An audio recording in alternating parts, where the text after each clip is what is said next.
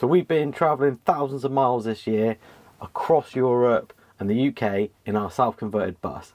It's taught us that actually things just aren't quite right.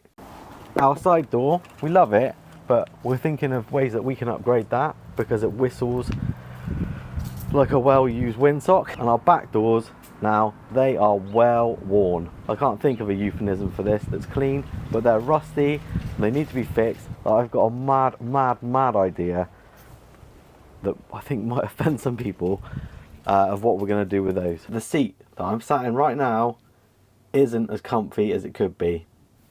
It's probably had the farts of 1,000 men in it. It's done 376,000 kilometers because it's been in here since new. So I wanted to switch it up for something better.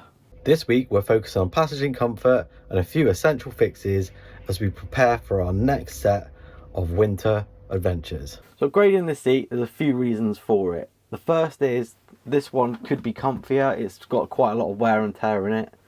Second of all, we dyed it to match the seats behind, and although it kind of is good enough for us, we wanted it to look a little bit, well, we wanted to look exactly the same as the seats behind if we could find a seat.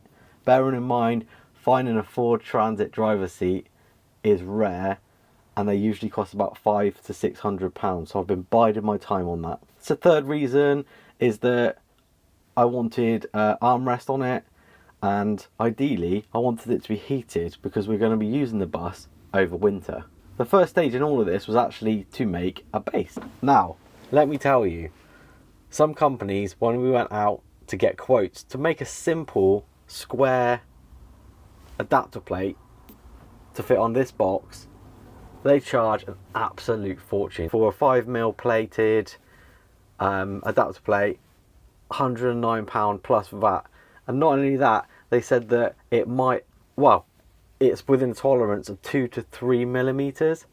That's, you know, like if I'm paying £109 for something, quite frankly, I want it to be Johnny on the spot. So what I've done is sourced my own plate for 30 quid, and I'm going to set about marking up the existing holes for the box. Popped my coat on. Colder than what I thought. So I am going to definitely try and find a heated version of this. The old seat's just held on with like Allen bolts that go straight into the box. So any adapter I make, I'm going to have to make sure that it obviously uses the same holes that are in the box. I could re-drill it, but I really don't want to do that. I'm actually a bit sad about it in a way, thinking about replacing it, because it came obviously with the vehicle, and I don't know, I get kind of sentimental about that sort of a thing.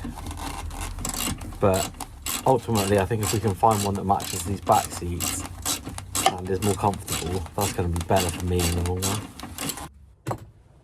Let's see how heavy this thing is. Can't really recall.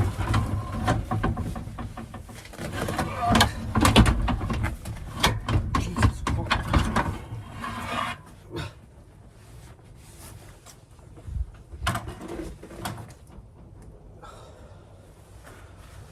Pretty heavy, as is this. The adapter plate that I'm going to make is actually going to be from 5mm steel. So I've just bought a 5mm steel 50 by 50 sheet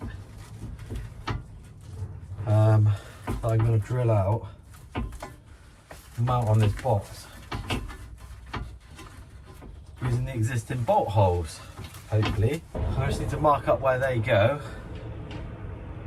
drill them out, and then that's the first step. But they wanted 109 quid for this, so I'm hoping that I could do it myself. Hoping. So I set about marking up the holes on the plate. Did this using masking tape, measuring using a straight edge, and we've got our 6 mounting holes ready to drill out. The pilot holed these out first with a smaller drill bit, check that they fitted on the box, and then I'm drilling them out slowly with an 11mm drill bit here. So let's see if it fits. Don't mind the mess, but I've been on Marketplace for weeks and weeks, actually probably well over a year, to try and find one that matches this. And I've managed to find one, and it's only about 45-minute drive away. So Lily and I went down and picked it up, and actually it came with the 2 passenger seats that you normally get in a transit custom, which I'm going to sell on, and I've already managed to sell the seat covers for 60 quid. So actually at the moment the seat only owes me, if you think of it like that, £90. So the seats cost me 90 quid, but I'm going to sell hopefully the 2 doubles that I've got in the garage, and this upgrade that I'm going to be making hopefully is going to be free. So the next stage is I need to drill the holes out of the adapter plate for that, and then just check that it fits up. And this seat does come with heated element too, so hopefully we can upgrade that to run off of our 24 volt. Thankfully this seat I found on Marketplace is markedly lighter than the seat that I've taken out. Looks good. It looks good. Might have to make some modifications to the front of it. Might. We'll see. What I'm going to do is mark it up outside the van, drill the holes, and get it seated, and I'm going to see if I need to cut off any of these corners just to make them smooth so we don't scag ourselves from them. And so it went on, and night came because it's winter, and now it's the next day. This morning we're in a place where the adapter plate is dry fitted and made, but I've just chucked it together with any old bolts I could find in the garage, which is not good. So I've been down and I've got some new 12.9 gauge bolts, which obviously are high tensile bolts, which are made for this sort of application, high shear strength, high strength, to replace those with once we finally fit it up. Please ignore the Mini in the background, it's a little bit neglected. We will get to that though. I was going to drill out some holes to like lighten this piece of metal, but in all honesty I don't think I need to. Like, this the new seat is still lighter than the old one, so I think I'm just going to leave it as it is. I've knocked all the edges off, cleaned any sort of surface rust off, which you always get with a new piece of metal. I'm just going to paint it up now with some direct to metal paint, which is like a primer and paint all in one, which I've not tried before, so I'm going to give that a go and then let that dry overnight. We set up the little paint station, random, but it means I can pick that up and put it in the garage later when I've managed to paint both sides. Whilst it's drying, I am going to fit something else to my box. So inside my box at the moment I've got a Anderson connector, and I use that Anderson connector every now and then to charge my starter batteries.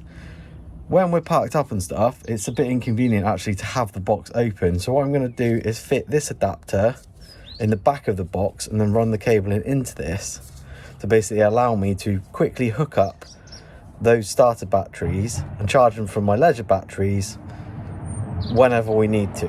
So I found this actually little guy on Temu. Don't judge me too hard. You can get them on Amazon, you can get them probably down at your local motor factors as well, but from them they're only a couple of quid.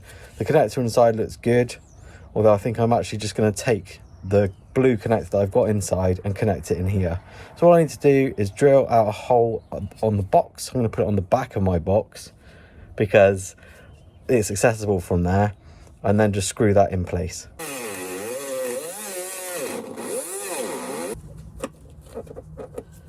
Nice, let's get that filed out. A little bit of paint around so it doesn't go rusty, and it does need a good clean up in here because there's quite a lot of dust and metal now. Drill in out a hole as well in the front for the cabling to go in for the seat. So it might seem like a little bit of a not very impressive upgrade, but all it means is basically I can plug him in there and we're charging.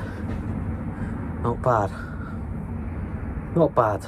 And I can plug it in up here because I've got a socket. I've got one here, so we'll leave that charging overnight. Another day, another thing that I thought I would change on this box. We'll get off the box in a minute. So I've noticed that the old seat, it must be like front heavy because it's made of metal, like the base is made of metal. So when you flip the box up, it stayed open. With this one, it doesn't. It's almost like it's not heavy enough on the front, but it's too heavy to stay open with that adapter on it. Bit of a perplexing thing. So what I've done is taken the gas strut off, I'm going to measure it up and try and get an up-rated one to fit in there, so it will hold it open. And whilst I was changing that, the lid shut on my hand, so if you ever do something similar, make sure you've got something wrapped around it like I have now to keep the lid open, because I could have lost a finger there. Stupid man. Yeah, there's always something. Join me in the lounge. So this is like our reality at the moment. Kelly's done a beautiful garland up here, and over here we've got our seat. So I've been busy chopping off the old electric stuff that's underneath that Ford did, and then I've rigged up basically a new set of wiring to power the heated elements, and I've got a new tool. Kelly's like laughing because she doesn't know what it is. Yes, I do. You told me, didn't you? What is it then? Something to do with like a battery thing, and then it's something that this guy wasn't listening. Basically, I've bought a power supply for bench test and stuff. I was close. Because otherwise I run off a battery. So I've got a Black Friday sale, because I actually do this sort of thing quite a lot. So I'm going to test my heated seat wiring with this. In the lounge tonight. In the lounge tonight. After we pick Lily up from brownies. Who doesn't love all of their tools in their lounge? Do you want this or I tried to put the Christmas tree up. I cleared it off with the Christmas tree.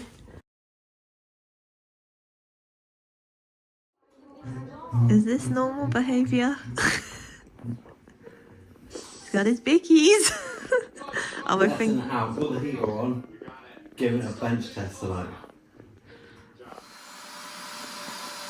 So, does anyone else's husband want to drill things and wash chairs in your house? Because I was like, you can't do it in the lounge, so he's just gone to do it in the dining room / playroom. So. So in the meantime, the struts arrived and I fitted that to the box. I'm ready to carry it out now and install those bolts. Before I've done that though, I've installed a fused positive from the main battery. Now from that battery, it runs to a relay on the 24-volt side, which is triggered by Ignition Live. So the reason I wanted to trigger it by Ignition Live is so that we know that it's not going to cause any drain on the battery whatsoever. It can only be on when the van is on, and I'll be sat in the seat with the key in the ignition. So a little bit of a fail safe. From that relay, I have to drop it down to 12 volts. So in the middle here, you can see that I've got a voltage dropper rated for 12 amps. Shouldn't pull more than 7, so we know that that's good. And that runs through to the heated seat relay that I've set up to work on 2 settings. One is in series, one's in parallel, which basically means I've got 2 heat settings here, and I fitted the little switch just in reach on the front of the seat. And it is cold today, so I'm excited to try it out. Getting the right angle of the dangle though is difficult, with the camera at least. So down, put it on 1, middle, off, up, temperature 2. We'll give that a test drive later. The seat is in. One other thing we noticed when we've been travelling is that the radio every now and then under high load will cut out. So I've taken it out, and actually I can see that one of the power cables might have been a bit loose. So I'm just gonna extend it so we've got a bit more diddly floppily longevity in here, and then see if that fixes it. Can't play music because I will get a copyright strike. So in my defense, a few years ago I didn't know about good connectors when I put this radio in, so I just used those little bullet connectors which you can kind of get still. I've replaced it all with these waterproof ones now. Tested it, turned it up louder than we would ever play it, and it seems to be fine. So I just think it's a connection issue. Nice cheap fix. Goodie! Let us know what power ballad you would sing down in the comments. That's the radio fixed. I mentioned earlier that there's something on the diesel heater pump leaking, so I'm going to go under and have a look at that tomorrow. But I also mentioned the Broadlink's been working well. So I've got mine set up so hits 1 degree for more than half an hour, diesel heater kicks in, you can hear it running, and it switches it off when the outside temperature is 5 degrees. And this is because mine's in storage mode, so you could set it up if you were like, you know, in the van to be different, but I want this set up so one of my pipes and stuff don't freeze, keeps the damp out, all of that stuff. Ideally though, I'd prefer it if I could set it so it comes on with the outside temperature but goes off with the inside temperature, and that's where this little upgrade comes in. So this is just a cable that's going to plug into the broad link, and it measures the inside temperature and humidity, so I could set it on that too for the max air fan. And I could set this up, I'm going to add it in there now and basically set it so once it's 5 degrees in here, the diesel heater turns itself off. That way it will turn off much quicker. Might kick in and out every now and then, might fine tune it, but whilst we've got this cold snap, particularly over the next couple of weeks, I just want to make sure that nothing freezes. Plug this in, got some extra smart stuff going on, which pleases me, as you know. What else could I do with this? Let me know down in the comments. Whilst we're at it, Kelly and I have got more questions and advice to ask you. First of all though, so the diesel heater, if you've been following the channel for a while, you'll know last year I changed all of the hose ends on the diesel heater end itself. They all seem to be fine. However, I have a leak where the pump is, and I'm betting it's because we've got a split hose, but I'm just going to take it off and have a look. I'm hoping it's not the pump itself. Although, first question, I'm going to be trying a newfangled pump to see if I can find a quieter one. Would you like to see that? Let me know. If not, I'll just fit and forget it. Let's get under. It's absolutely tipping down with rain today, Sunday, probably the day that the video is going out, so shows my commitment. Let's climb on under and see if I can get it fixed. Hello. I reckon you can see the leak. It looks like it's coming from the main feed. It's not though, because my diesel heater pump is just above here. So I'm just going to snip this off and see where it is. My bet though is it's this side of the pump. So I reckon we've got a failure there. Let's have a look. Just replace that now with some rubber hose that's braided. Basically the old stuff was just rock hard. So that should serve us now. Like I said, I've got a new pump on the way, but I'm excited to get out and just test out this new seat and see what it's like. So let's get out and fill it up with fuel, because I've not done it for a few weeks and I'm worried actually that we're going to be pretty low. How much does your diesel heater use? I reckon ours is pretty thirsty. Although we've not been in it, we've used quite a lot. You know, we spent 3.5 weeks in it, I think, in October, because we were away for a week, and then we've lived in it actually for another 2 weeks whilst we were decorating the hallway, which is really handy because the paint is smelly. Let's get on the road.